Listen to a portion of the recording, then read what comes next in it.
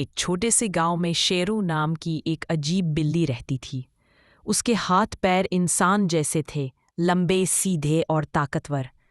जब भी वह गलियों में चलती, लोग उसे देखकर डर से कांप जाते, क्योंकि वह दरवाजे इंसानों की तरह खोल सकती थी और पैरों पर नहीं, दीवारों पर चलती थी। एक दिन गांव में चोर आया। सब लोग डर के मारे छुप गए। तभी शेरू बिल्ली अपने इंसानी हाथों से चोर का कॉलर पकड़कर ऊपर उठा लिया। चोर डरकर रोने लगा और भाग गया। उस दिन के बाद लोग समझ गए कि शेरू डराने नहीं, सबकी रक्षा करने आता है। अब पूरा गांव उसे हीरो कहकर प्यार करता है।